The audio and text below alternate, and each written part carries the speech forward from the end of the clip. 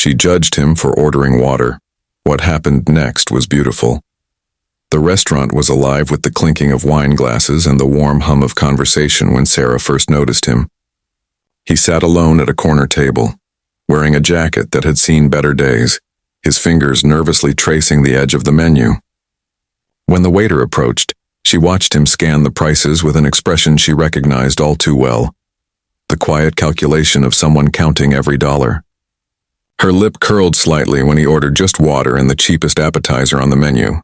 In that moment, surrounded by the affluence of the upscale restaurant where she'd come to celebrate her promotion, Sarah made a judgment. She decided she knew exactly who this man was, another person who didn't belong here, probably trying to impress someone on a dating app, living beyond his means and pretending to be something he wasn't. She felt a strange mixture of superiority and irritation as she turned back to her own expensive meal, dismissing him from her thoughts. She had no idea that in less than an hour, this man would save her life and in doing so, shatter every assumption she'd ever made about worth, dignity, and what it truly means to be rich. If you believe in the power of second chances and never judging a book by its cover, please take a moment to like this video. Leave a comment about a time someone surprised you. Share this story with someone who needs to hear it. And subscribe to our channel for more stories that restore faith in humanity.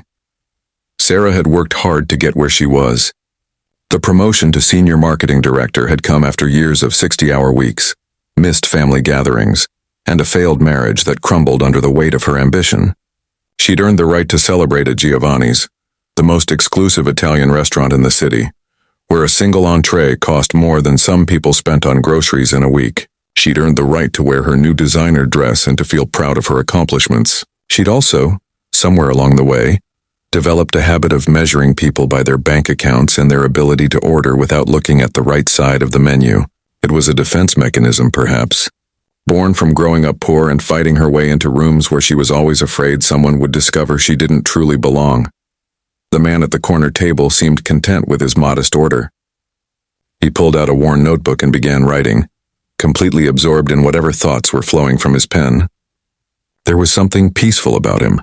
Something that irritated Sarah even more because it suggested he wasn't embarrassed by his circumstances. He should be, she thought. If you can't afford to eat here properly, why come at all? She caught herself staring and looked away, annoyed at her own fixation. 40 minutes later, Sarah's celebration meal had turned into a nightmare. She'd been laughing at something her colleague texted when the first sign appeared. A tightness in her throat, subtle at first, then suddenly, terrifyingly restrictive. Her hands flew to her neck as she realized she couldn't breathe. The prawns. She'd forgotten to mention her shellfish allergy to the waiter, distracted by a work call when she'd ordered. Now her throat was closing, her vision tunneling, and the elegant restaurant was spinning into a blur of panic. She tried to stand to call for help, but no sound came out except a desperate wheeze. Other diners noticed but seemed frozen, uncertain, their faces masks of horror and helplessness. Then he was there. The man from the corner table moved with purpose and precision, his chair clattering backward as he reached her in seconds. There was no hesitation in his movements as he positioned himself behind her, his arms wrapping around her torso with practiced confidence. She felt the sharp, measured thrust of the Heimlich maneuver once, twice, 3 times. Nothing. Her consciousness was fading, darkness creeping in from the edges of her vision. She heard him speaking, his voice calm and steady despite the urgency. He called for someone to get her EpiPen from her purse while he continued the compressions, adjusting his technique with each attempt. On the 5th try, her airway suddenly cleared enough for a desperate gasp of air. He lowered her gently to the floor, already on the phone with emergency services, his hand on her wrist checking her pulse while giving the dispatcher precise, medical-sounding information. As Sarah lay there, struggling to breathe but alive, she watched him through tears. The restaurant manager had appeared, frantic and apologetic, but the man calmly directed him to clear space for the paramedics. He stayed by her side, monitoring her breathing, speaking to her in a soothing voice, telling her to stay calm. That help was coming, that she was going to be fine. His jacket had fallen open and she could see his shirt underneath, clean but faded, carefully mended at one elbow. His shoes were old but polished to a shine, and his eyes, when they met hers, held no judgment, no expectation of gratitude, just genuine concern for another human being. The paramedics arrived and took over, and as they loaded Sarah onto a stretcher, she reached for his hand. Her voice was barely a whisper, damaged from the trauma, but she managed to ask his name. Marcus, he told her. Just Marcus. She wanted to say more, to apologize for her earlier thoughts, but he simply squeezed her hand gently and stepped back to let the professionals work. The last thing she saw as they wheeled her toward the ambulance was Marcus quietly returning to his table, where his water glass still sat, condensation pooling around its base, his notebook still open to whatever he'd been writing. 3 days later, after her release from the hospital, Sarah couldn't stop thinking about Marcus. She returned to Giovanni's, where the owner, still shaken from the incident, told her what he knew. Marcus came there once a month, always ordering the same thing, water and the cheapest appetizer.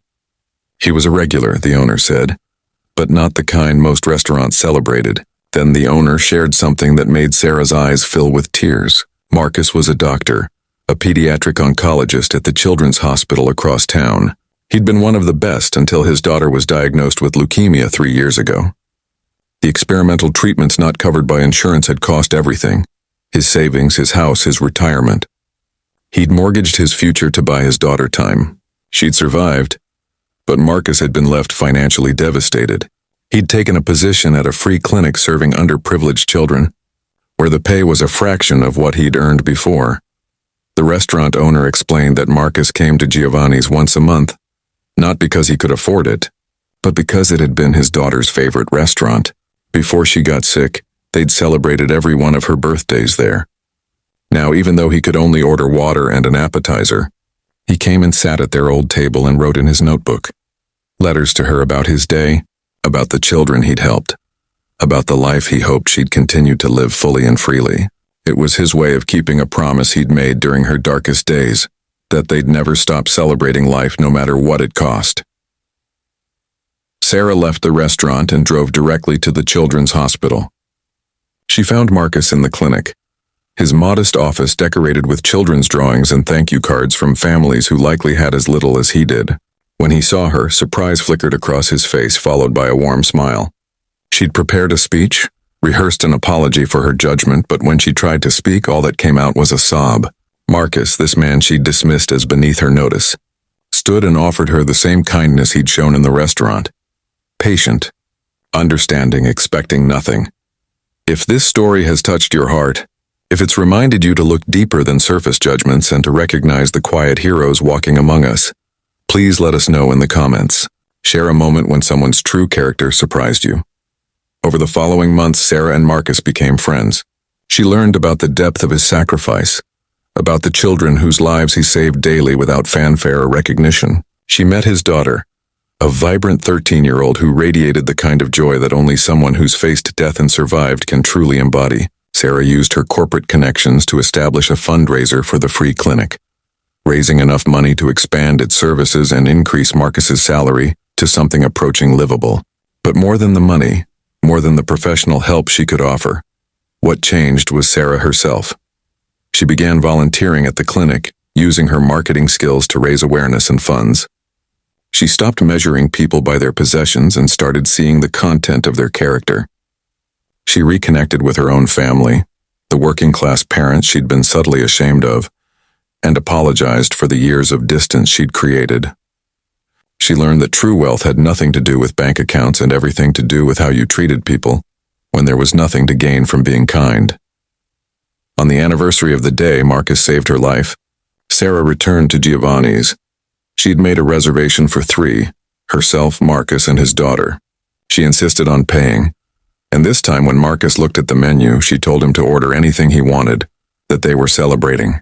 He smiled that gentle smile of his and ordered water and the cheapest appetizer, explaining that it had never been about the money. He came here to remember that the most important things in life, love, family, courage, kindness, couldn't be found on any menu, no matter how expensive. As Sarah watched Marcus and his daughter laugh together over their modest meal, she realized that the person who'd been saved that night wasn't just her body, but her soul. Marcus hadn't just cleared her airway. He'd opened her eyes to what it meant to be truly rich. And in that moment, surrounded by the same elegance that had once fed her ego, Sarah finally understood that the best things in life really are free.